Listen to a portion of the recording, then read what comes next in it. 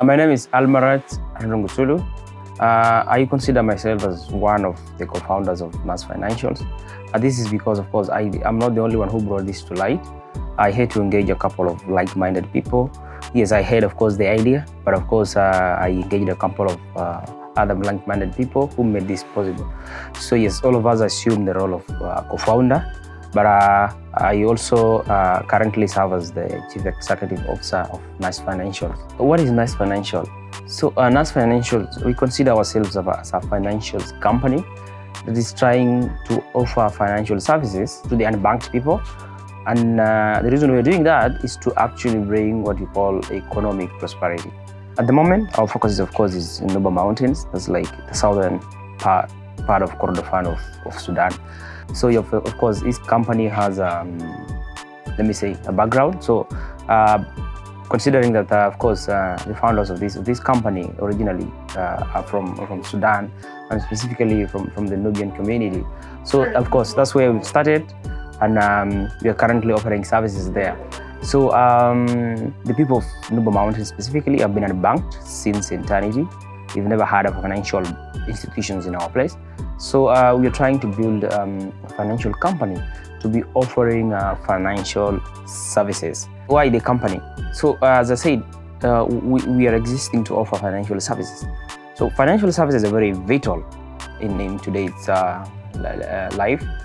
This is because from different studies, in reference, I can say World Bank, financial services have been linked to, let me say, improving the living standard of people and also contributing to the general economic development of society. Now, this is because, people who have access to these services actually have shown to have higher income and also good living standard as opposed to those people who don't have these services.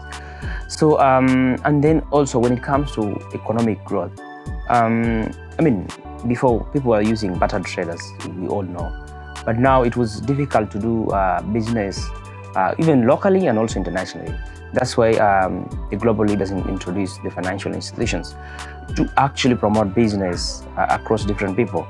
So, and that's why we are actually funding this company to make sure actually people can do trade locally, even outside, and then we can grow actually our local economy.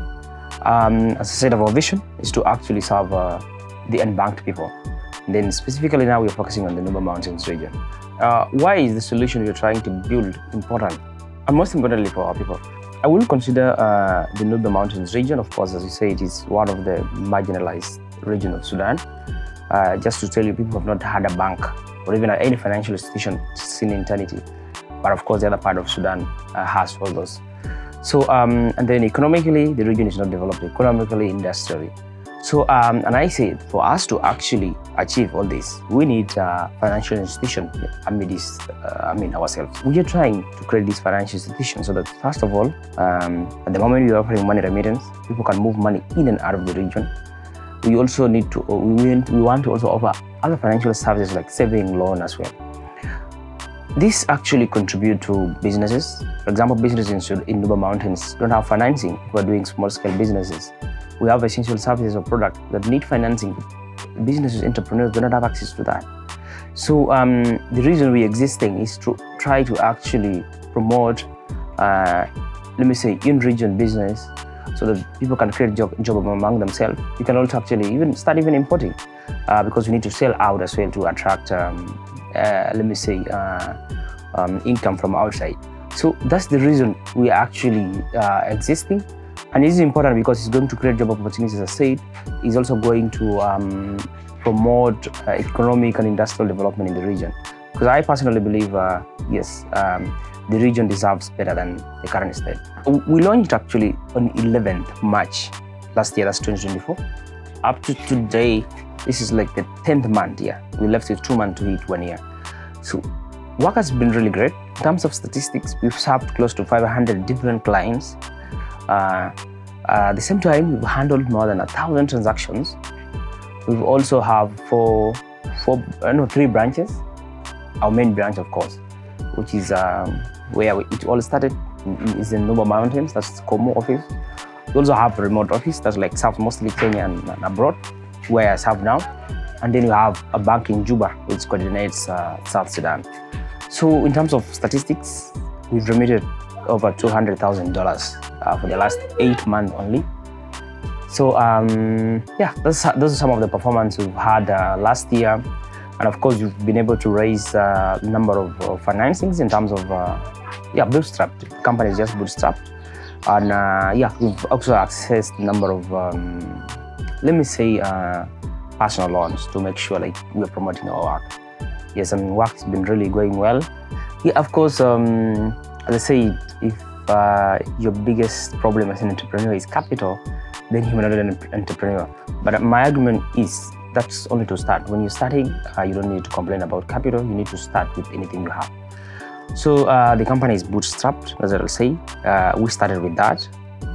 Bootstrap, for those who don't know, it means just using a personal finance from close people.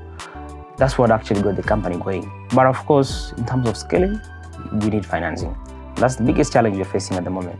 I don't know, being in a war-torn zone is not easy to access financing. And of course, for example, we want to expand our branches because we only have one branch in Nuba Mountains. With all the statistics you've had, it's just been made possible by using one branch in Nuba Mountains. But Nuba Mountains is large. Some people even travel 4 to 5 hours to access our services. We need to put other branches in other areas. But all these need financing. So that's been our major reason. Secondly is also, of course, marketing in Nuba Mountains. Considering infrastructure, transport, it's really hard to market and make sure our services reach everyone. But we're trying despite all these challenges. We're trying because what we are offering is really essential to the people of Nuba Mountain. And I personally share the dream that we need to be economically and also industrially developed. My view of Nuba Mountains. So yes, شهر 12 السنة اللي فاتت بس أنا كنت في البلد لكن أنا قعدت أسبوعين. Yes, it wasn't a long period, but for me it was really, I needed to do that. And then what I saw was really interesting. Yeah, of course, I went for a visit. I wanted to see family members, for example, because at the end of the day, it's home, and home is always home. So what I really liked, our people are actually solving the current problems they have, whichever best way they can do. Some years back, we didn't have education system. We even had people being brought from so the exams was actually being taken from here. Sometimes they bring students here to do the exams in Kenya.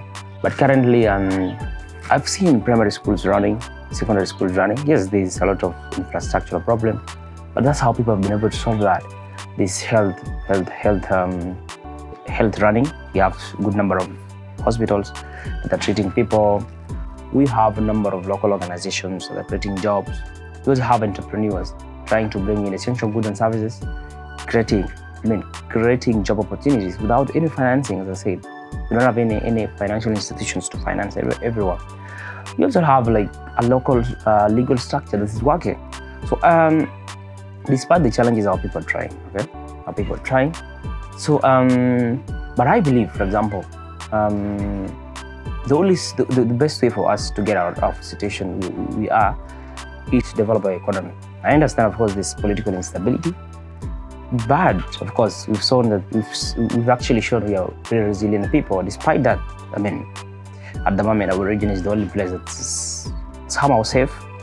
But now, what I will say, let's assume, for example, people going from Nuba Mountains to, let me say, Khartoum or other towns, it's mostly because of economic hardship. That's all.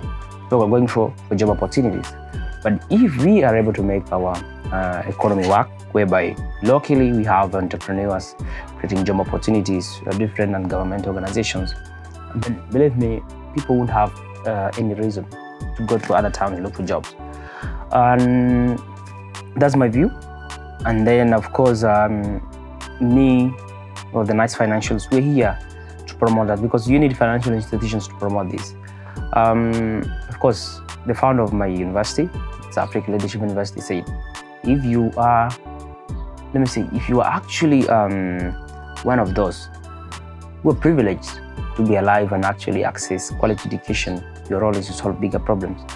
So in his view, is like, of course, we come from societies whereby I mean, we are the most privileged to go to school, access best education. We are supposed to go back, solve the bigger problem in the society.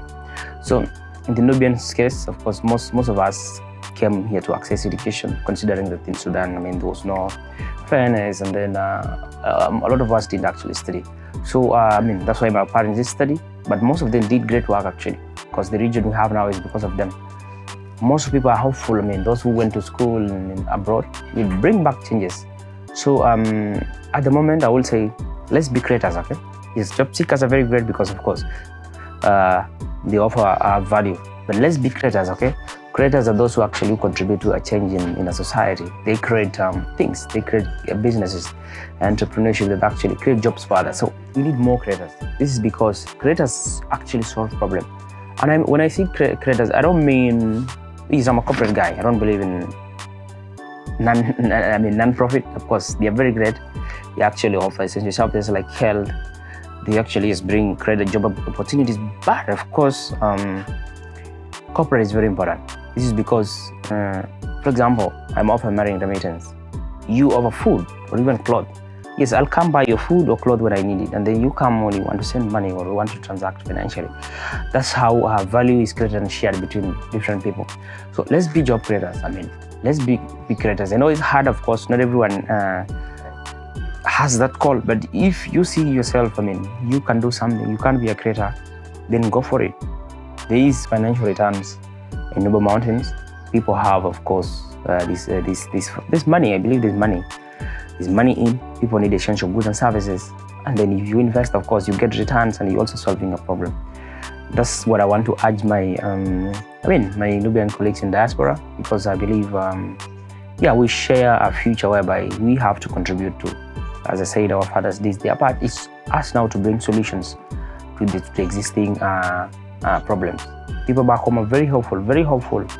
In fact, when you go back as someone who's educated, they're very happy, considering that they feel like you can solve their problem. Of course, you can't solve overnight, but of course, slowly, more importantly, working together. We need the unity that I will say our leaders or forefathers have with this generation, to be able to work together and offer solutions. Sometimes working alone is good, but it's not big enough for you to solve big problems, considering that human resource, financial resources are needed. But now when, of course, we team together, we work together without envy, supporting each other, I believe we can solve a lot of problems. And thank you.